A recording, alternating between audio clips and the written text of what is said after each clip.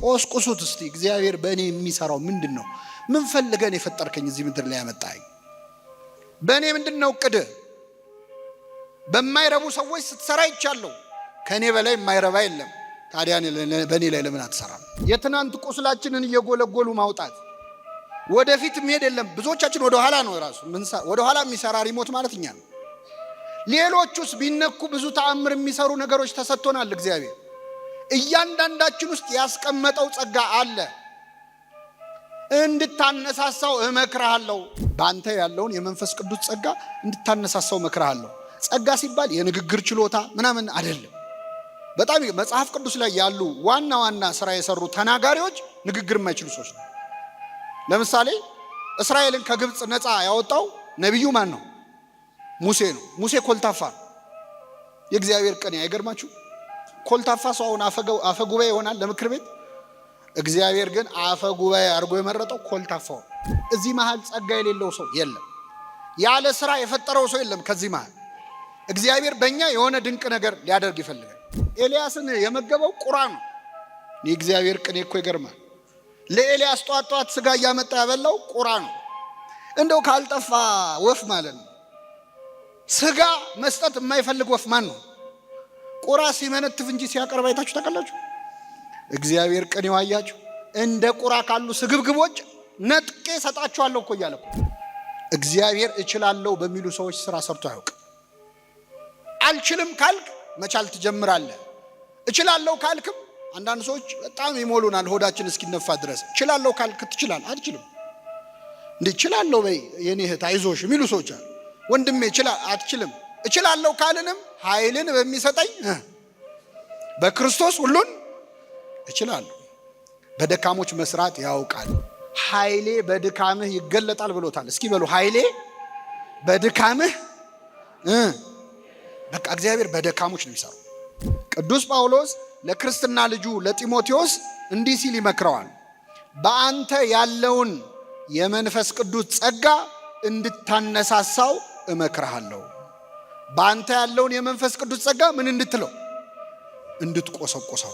እሳት ነው መንፈስ ቅዱስ። እሳት ካልተቆሰቆሰ አይነድም። ተዳፍኖ ከቀረ ምናልባትም ሊጠፋ ይችላል። እያንዳንዳችን ፈጽመን እስካልካድነው ድረስ ከኛ የማይለይ ጸጋ መንፈስ ቅዱስ በ40 እና በ80 ቀናችን ተሰጥቶ ነው።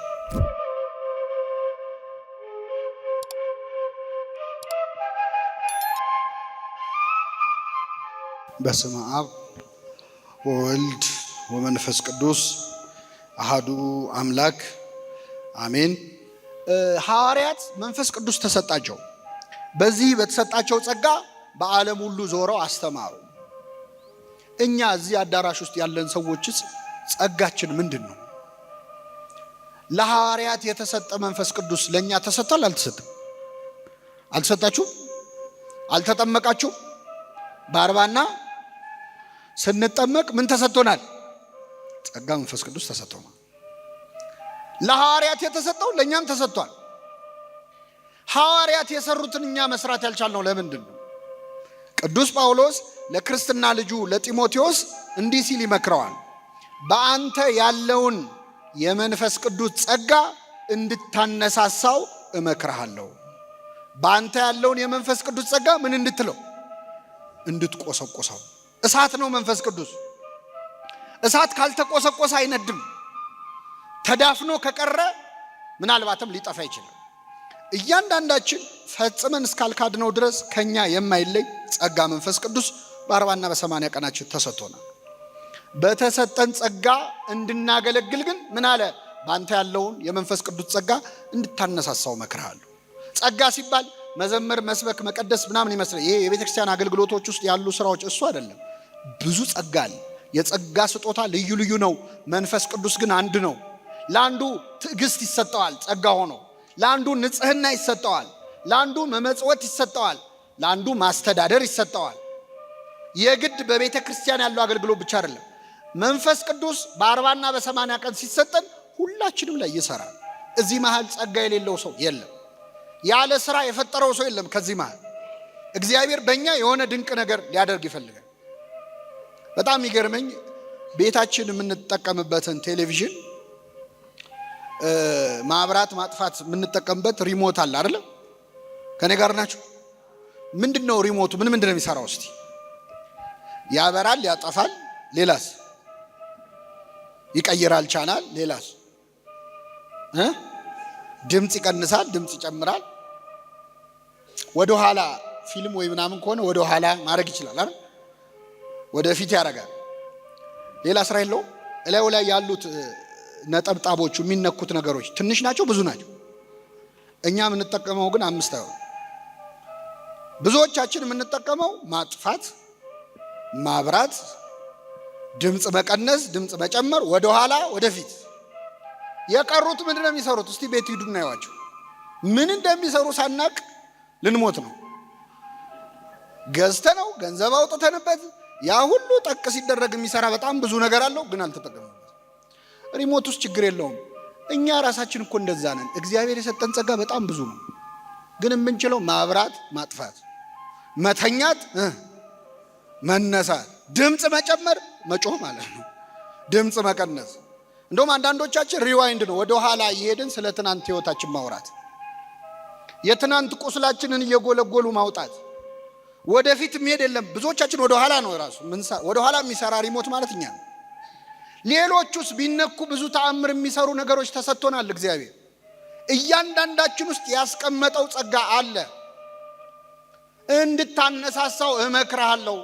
አንዱ መጥምቁ ዮሐንስ ነው ለክርስቶስ መንገድ የጠረገው። በእድሜ ትንሽ ነው፣ በአጭር ጊዜ ነው ያገለገለው። ዮሐንስ 6 ወር አገልግሎ የሰራውን ስራ እኛ 6 ዓመት አገልግለን ለምንድን ያቃተን? ባንተ ያለውን የመንፈስ ቅዱስ ጸጋ እንድታነሳሳው እመክርሃለሁ። ጸጋ ሲባል የንግግር ችሎታ ምናምን አይደለም። በጣም መጽሐፍ ቅዱስ ላይ ያሉ ዋና ዋና ስራ የሰሩ ተናጋሪዎች ንግግር የማይችሉ ሰዎች ነው። ለምሳሌ እስራኤልን ከግብፅ ነፃ ያወጣው ነቢዩ ማን ነው? ሙሴ ነው። ሙሴ ኮልታፋ ነው። የእግዚአብሔር ቀን አይገርማችሁ? ኮልታፋ ሰው አሁን አፈ ጉባኤ ይሆናል ለምክር ቤት። እግዚአብሔር ግን አፈ ጉባኤ አድርጎ የመረጠው ኮልታፋው። ያንተ ምላስ ለኔ ምንም አይሰራም ነው።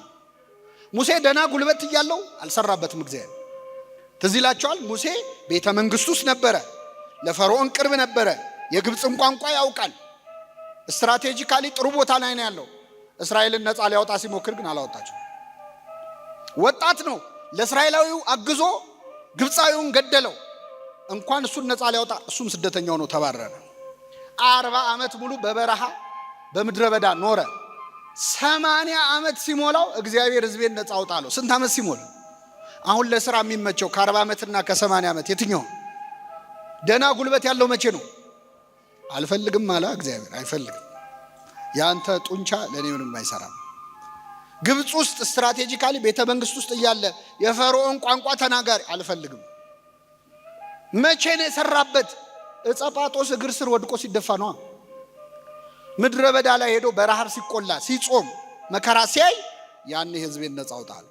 እግዚአብሔር ስራ የሚሰራው በእኛ እውቀት እንዳይመስለን፣ በእኛ ጉልበት እንዳይመስለን፣ በእኛ ንቃተ ህሊና። እኔ በቤተ ክርስቲያን ለሰበካ ጉባኤም ለማህበራትም ጥሩ ሰው ይመረጥ ይባላል። አንዳንዴ የተማሩ ትልቅ ስልጣን ያላቸው ምናምን ሰዎች ደና ድሪም ቲም የሚባል ደና ሰው ይሰብሰብ ይባልና ተሰብስበው ተበጣብጠው ይበተናሉ።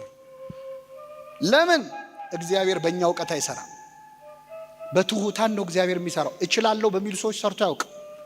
በታሪኩ ሰርቶ ያውቅ። 12 ሐዋርያት አሁን ጾማቸውን ምን ጾምላቸው የምሁራን ስብስብ መሰሏችሁ? እንደ የሰለጠኑ ሰዎች አይደሉም። ከ12 ሐዋርያት 11 የገጠር ሰዎች ናቸው። የሰሜን እስራኤል የገሊላ ሰዎች ናቸው። ከ12ቱ 11ዱ የገጠር ሰዎች፣ አንድ ነው የከተማ ሰው ያለው። እሱም ይሁዳ ነው። ይቅርታ አድርጉልኝ አዲስ አበባ ልጆች፣ ይሁዳ ነው የከተማ ልጅ። ትቢቱም አልተቻለ መጨረሻ።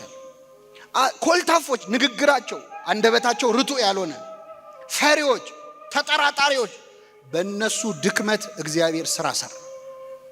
ኃይሌ በድካምህ ይገለጣል ብሎታል። እስኪ በሉ ኃይሌ በድካምህ። በቃ እግዚአብሔር በደካሞች ነው የሚሰራው። ባለቅኔ ነው። በቃ ከስግ እንዴ ኤልያስን የመገበው ቁራ ነው። የእግዚአብሔር ቅኔ እኮ ይገርማል። ለኤልያስ ጧት ስጋ እያመጣ ያበላው ቁራ ነው። እንደው ካልጠፋ ወፍ ማለት ነው። ስጋ መስጠት የማይፈልግ ወፍ ማን ነው? ቁራ ሲመነትፍ እንጂ ሲያቀርብ አይታችሁ ታውቃላችሁ? እግዚአብሔር ቅን ይዋያችሁ እንደ ቁራ ካሉ ስግብግቦች ነጥቄ ሰጣቸዋለሁ እኮ እያለ እኮ ከተንገበገቡ ሰዎች እንደውም ከማይወጣ ቁራ እኮ የገዛ ልጆቹን አያሳድግም። የቁራ ልጆች የሚያበላቸው አጥተው ሲያለቅሱ የሚመግባቸው ማን ነው ይላል መጽሐፈ ኢዮብ ላይ። ግን ልጆቹን የማይመግበውን ቁራ እግዚአብሔር መጋቢያ አስተናጋጅ አደረገው። ጠዋትና ማታ እየመጣ ለኤልያስ ስጋ ቀረበለት። ስለዚህ እግዚአብሔር የሚሰራው በቸርነቱ እንጂ በእኛ እውቀት በእኛ ትጋት አይደለም። መቼም ሰርቶ አያውቅም። እና እዚህ መሃል በዚህ ማህበርም በመንፈሳዊ አገልግሎት ላይ የምትታጩ ሰዎች እረ እኔ እኮ እውቀት የለኝ፣ ከእውቀት የለኝ፣ ከህይወት የለኝ አልችልም ካላችሁ ለስራው ብቁ ናችሁ ማለት ነው። እግዚአብሔር እችላለሁ በሚሉ ሰዎች ስራ ሰርቶ አያውቅም። አልችልም ካልክ መቻል ትጀምራለህ። እችላለሁ ካልክም አንዳንድ ሰዎች በጣም ይሞሉናል ሆዳችን እስኪነፋ ድረስ። እችላለሁ ካልክ ትችላለህ። አልችልም እንዴ እችላለሁ በይ የኔ እህት አይዞሽ የሚሉ ሰዎች አሉ። ወንድሜ አትችልም። እችላለሁ ካልንም ኃይልን በሚሰጠኝ በክርስቶስ ሁሉን እችላለሁ። በደካሞች መስራት ያውቃል። እና ሐዋርያት የጾሙት ድካማቸውን ተረድተው ነው። ቋንቋ ተሰጣቸው። እንዴት ሄደው ይህንን ዓለም ይሰብኩታል? እንዴት ሄደው ያዳርሱታል? እሳቱን ስለቱን እንዴት ይችሉታል? ያን ጊዜ ጾማሉ እንዳለ ክርስቶስ ከአገልግሎት በፊት ጾመዋል። ጌታም ተዘጋጅቷል እኮ 30 ዓመት ዝም ብሎ ነው 3 ዓመት ያስተማሩ። እኛ እኮ 3 ዓመት ተምረን 30 ዓመት እናስተምራለን። ጌታ ግን ለ3 ዓመት ትምህርት 30 ዓመት ዝም አለ።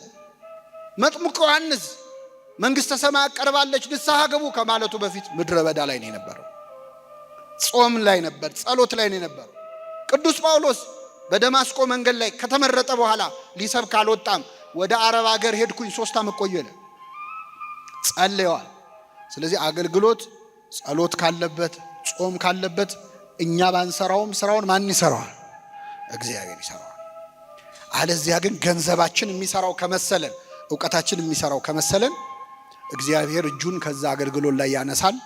ይህንን ጾም እንግዲህ ጸጋችንን የምናወጣበት ጾም ያደርግልን።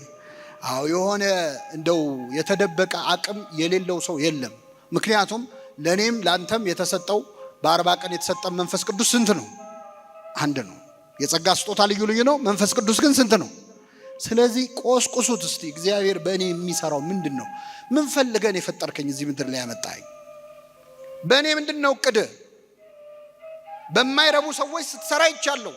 ከእኔ በላይ የማይረባ የለም። ታዲያ በእኔ ላይ ለምን አትሰራም ብለን የምንጠይቅበት ጾም ያድርግልን። የሰማነውን በልቡናችን ያሳድርብን።